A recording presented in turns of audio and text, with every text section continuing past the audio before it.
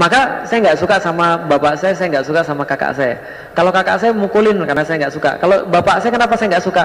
Saya pacaran jam 3 malam tiba-tiba diputusin teleponnya. Itu kan menyakitkan, paham sekalian. Sederhana alasannya itu kan. Nah, saya nggak suka sama bapak saya nggak suka sama keluarga saya, kakak saya nggak suka. Begitu saya masuk Islam, karunia yang terbesar yang Allah berikan pada saya adalah saya mulai belajar untuk mencintai mereka. Saya mulai diajarkan, Islam itu ngasih tahu kamu, Allah tuh ngasih tahu kamu, bukan perkara yang mereka lakukan pada kamu yang akan dihisap, tapi perkara yang kamu lakukan pada mereka akan dihisap. Sederhana. Dengan cuma gitu aja konsep Islam menghilangkan seluruh kebencian pada diri saya. Maka Allah nggak pernah nanya saya bagaimana bapak saya memperlakukan saya. Allah nggak pernah nanya saya gimana kakak saya memperlakukan saya. Yang Allah tanya saya adalah bagaimana saya memperlakukan mereka. Tapi saya tetap benci sama kakak saya gitu kan ya. Pokoknya karena perlakuan begitu. Nah, tapi itu membantu kita untuk akhirnya berbuat sesuatu yang terbaik pada orang tua.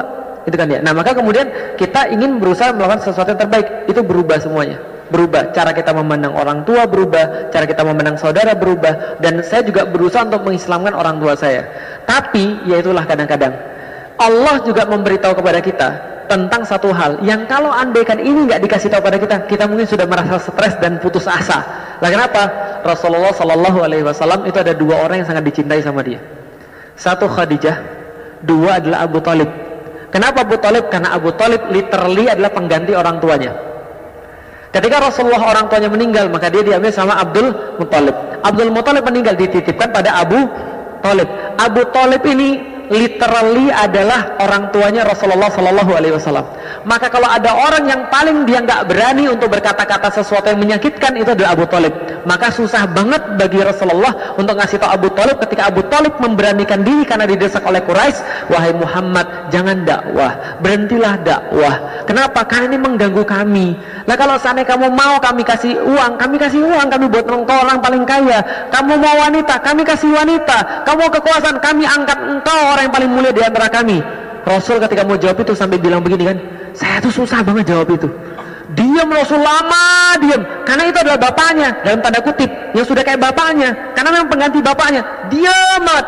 Kemudian Rasul bilang, wahai pamanku, andaikan mereka bisa memberikan tangan kanan saya ada matahari, sebelah kiri saya bulan, saya tidak akan pernah meninggalkan urusan ini sampai Allah mematikan saya atau memenangkan saya di dalamnya. Kan gitu.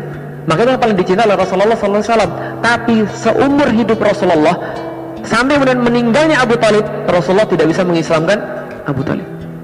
Itu kemudian dikasih tahu pada kita. Ketika Rasul dalam keadaan kemudian sakit, sangat sedihnya, meninggal Abu Talib, nggak bisa diislamkan. Apa yang Allah turunkan pada Rasulullah? Innaka lan tahdi man ahbabta, walakinallah yahdi man yasha, wa huwa a'lamu bil muhtadin. Itu adalah ayat yang selalu saya pikir-pikirin terus. Selalu saya pikir, itu nabok saya. Lah kenapa nabok saya? Allah SWT yang bilang begini, wahai Muhammad, kamu sedihan sekarang ini, tapi saya kasih tahu, itu bukan salah kamu, itu bukan urusan kamu. Pertama, Allah yang ngasih tahu pada Rasulullah yang sedih, itu bukan tanggung jawabmu, itu semua urusan saya. Kalau saya ngasih orang, itu urusan saya. Kalau saya nggak mau ngasih orang, itu urusan saya. Bukan kamu yang lemah, bukan kamu yang kemudian nggak bisa, tapi aku yang belum mau. Itu juga dikasih pada kita. Kenapa? Supaya kita tidak merasa gagal ketika kita tidak bisa menunjuki seseorang. Dalam hidup saya itu, setiap waktu saya doain bapak saya. Nah, kenapa? Bapak saya udah ngasih banyak hal pada saya. Dia ngasih saya rumah, yang kalau rumah itu saya beli dengan duit saya, gaji saya pada waktu itu, saya sudah hitung 72 tahun baru kumpul untuk beli satu rumah. Beliin mobil, ketika beliin mobil kemudian pakai lik. Kalau sana kurang bensin ambil ke papi. Kalau misalnya kamu kurang, jangan minta sama jamaah. Saya bilang saya nggak pernah minta sama jamaah, ngambil ke papi, nanti papi bayarin. Bapak saya kemudian mengumrohkan saya pertama kali 2012. Saya bilang, papi mau nggak saya kasih solusi terhadap pelanggan-pelanggan papi. Gimana caranya? Kita umrohkan mereka. Daripada mereka dikasih motor, kita umrohkan mereka. Siapa yang bimbing? Ya saya lah. Emang kamu udah pernah umroh? Belum, tapi saya pengen. Akhirnya kemudian saya pergi umroh, dan bapak saya bayarin istri saya kemudian pergi umroh. Di depan Ka'bah kita telepon bapak saya, kita di depan Ka'bah, di depan Ka'bah kita berdoa sama yang punya Ka'bah, tapi biar masuk Islam. Jawabannya insya Allah, tapi sampai sekarang belum masuk Islam. Coba bayangkan, innaka lan tahdi man ahbabta. Kamu boleh jadi senang sama seseorang, tapi kamu nggak bisa nunjukin seseorang. Teguran Allah pada Rasulullah Sallallahu Alaihi Wasallam, teguran Allah pada saya. Walakinallah yahdi man yasha. Allah yang bisa menunjuki orang. wa huwa a'lamu bil muhtadin, dan Allah tahu siapa saya yang layak mendapatkan petunjuk. Tahu nggak maksudnya apa? Maksudnya adalah saya jadi ingat, ternyata iya juga ya, antum ini mungkin baru ketemu dengan saya juga baru ketemu sama, saya nggak kenal antum bantu dakwah saya juga mungkin nggak pernah.